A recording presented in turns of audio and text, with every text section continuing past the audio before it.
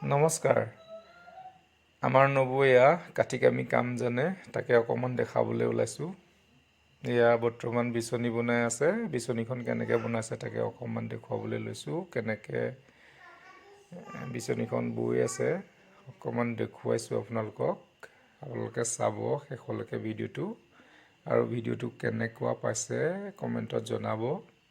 আৰু নবৌয়ে এইবিলাক কাম যিকোনো ধৰণৰ বাঁহৰ সামগ্ৰী বনাব পাৰে, যেনে পাচি খৰাহীৰ পৰা ধৰি কোলা চালনীৰ পৰা ধৰি যিখিনি ঘৰত প্ৰয়োজনীয় বস্তু সেইখিনি ধুনীয়াকৈ নবৌয়ে বনাব জানে। আপোনালোকক যদি লাগে আপোনালোকে কমেণ্টত অৰ্ডাৰো কৰিব পাৰিব।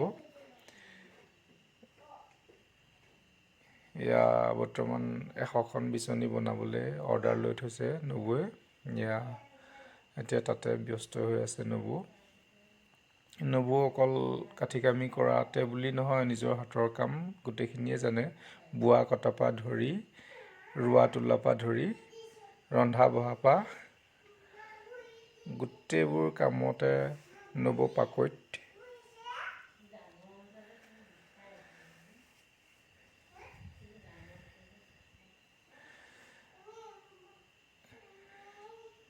অকল যে পুৰুষেই কাঠি কামি কাম জানে সেইটো বুলি কথা নহয়, মহিলায়ো এইবিলাক কাম কৰিব জানে। আমাৰ উঠি অহা প্ৰজন্ময়ো এইবিলাক কাম শিকিব লাগে। এয়া দেখিছেনে, এয়া আমাৰ মইনাহঁতেও চাই আছে কেনেকৈ বিচনী বনাই আছে নবৌয়ে।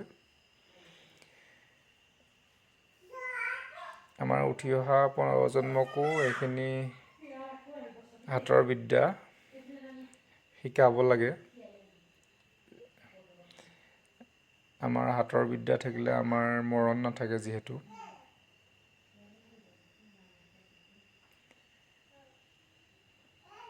বিদ্যা থাকিলে কাহানিও মানুহৰ মৰণ নাই, সেইটোতো আমি সকলোৱে জানো।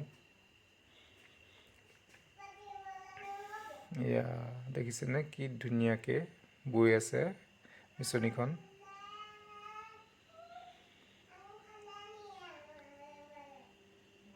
আপোনালোকে জনাব দেই ভিডিঅ'টো কেনেকুৱা পাইছে, আৰু মই চেষ্টা কৰিম নবৌয়ে আৰু যিখিনি হাতৰ কাম জানে, বাঁহৰ সামগ্ৰী কোলা চালনী পাচি খৰাহী আদি কৰি সেইখিনিও মই ভিডিঅ' আপোনালোকক দেখুৱাবলৈ চেষ্টা কৰিম।